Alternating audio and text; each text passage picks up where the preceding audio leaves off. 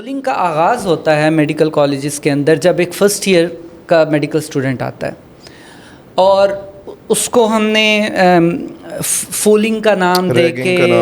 Interaction کا نام دے کے ہم انٹریکٹ کر رہے ہیں، فولنگ کا نام اور انٹریکشن کا نام دے کے ہمارے لیے یہ مزے کی بات ہے، ہم اس کو انجوائے کرتے ہیں کہ ہم نئے آنے والے کو ہیوملیٹ کریں۔ اب وہ ٹارچر ہوتا ہے، وہ مینٹل ٹارچر ہوتا ہے، وہ فزیکل ٹارچر ہوتا ہے۔ شاید اب کچھ لوگوں کے لیے سمجھنا مشکل ہوگا کہ ہوتا ہے کئی گھنٹے کے لیے آپ نے ان کو کھڑا کر دیا یا ایک ٹانگ پہ کھڑا کر دیا ہے، اور یہ تو میں بہت سادہ قسم کی بات بتا رہا ہوں۔ اب میں پہلے دن میڈیکل کالج کے اندر آیا اور میرا سینئر کہتا ہے مجھے کہ تم گالی نکالو۔ آپ کو پتہ ہے کہ بہت ساری چیزوں کے اندر ایک جھجک ہوتی ہے۔ میں سگریٹ نہیں پیتا، صرف ایک جھجک ہے، آپ وہ جھجک دور کر دیں میں سگریٹ پینا شروع کر دوں گا، آپ وہ جھجک دور کر دیں میں وہ بہت سارے کام کرنا شروع کر دوں گا جو میں پہلے نہیں کرتا تھا۔ تو ایک تو یہ ہوتا ہے کہ وہ جھجک دور کرنے کی، پھر ان چیزوں کو ہیروئزم سمجھا جاتا ہے، گالی دینا، ڈان بننا۔ اچھا وہ بہت سارا کلچر، ایک تو ہمارے دیہی علاقوں کے اندر، کچھ دیہی علاقوں کے اندر یہ تھا کہ بدماش کو آپ معاشرے میں بڑا، پھر ہماری فلمیں ایسے بنی، انڈیا کی فلمیں ایسے بن گئیں کہ بھائی لوگ ہیں اور دادا اور فلاں، تو کچھ لوگ ایسے ہیں جو اپنے آپ کو آئیڈینٹیفائی کرتے ہیں کہ ہم بھائی لوگ ہیں، ہم دادا ہیں، ہماری دادا گیری چلے گی، اور آپ کیا کرتے ہیں کہ وہ جو اینیمل بیہیویئر نہیں ہے کہ یہ میری ٹیریٹری ہے اور اس کے اندر آپ کو یا تو میرے سبارڈینیٹ کے طور پہ رہنا پڑے گا یا آپ یہاں پہ رہ نہیں سکتے، تو وہ طریقہ شروع ہوتا ہے اس کے اندر، یہ وہاں سے بلنگ جو ہے وہ شروع ہوتی ہے۔ اچھا اب وہ جو بلنگ کا شکار ہوتا ہے اگلے آنے والے سالوں میں وہ پھر بعد میں آنے والوں کو کرتا ہے، ایک سائیکل آف ٹراما ہو جاتا ہے۔ اچھا پھر اس کو جسٹیفائی کیسے کیا جاتا ہے؟ وہ کہتے ہیں جی ہم اس لیے کرتے ہیں، یہ میں آپ کو بتاؤں کہ اس کے اوپر بحث چل جاتی ہے، میں ان تمام دلائل کا بھی جواب دے دیتا ہوں جو اس کے اوپر، جو بلنگ کے اوپر۔ ایک یہ کہا جاتا ہے کہ دیکھیں اس کا فائدہ یہ ہوتا ہے کہ لوگوں کے ساتھ انٹریکشن بڑھتا ہے، تمیز سے رہیں گے لوگ، ہاں ایک ہے انٹریکشن بڑھے گا، دوسرا ہے کہ جو سینئر جونیئر کے اندر عزت اور تمیز کا ہے وہ مینٹین رہے گی۔ اچھا انٹریکشن، دیکھیں انٹریکشن کا طریقہ بہت سارے درست طریقے ہیں، اور ایکچولی عزت جو ہے نا، ہمارے ہاں ایک مسئلہ یہ ہے کہ ہم ہر چیز کو فار گرانٹیڈ لیتے ہیں اور اپنے آپ کو انٹائٹلڈ سمجھتے ہیں۔ آپ کہتے ہیں میرا استحقاق ہے،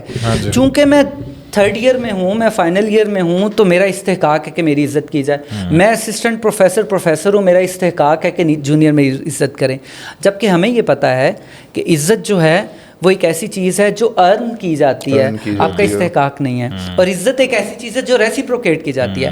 میں آپ کی عزت کروں گا تو آپ میری عزت کریں گے۔ اب اسلام میں اس میں بہت واضح ہے،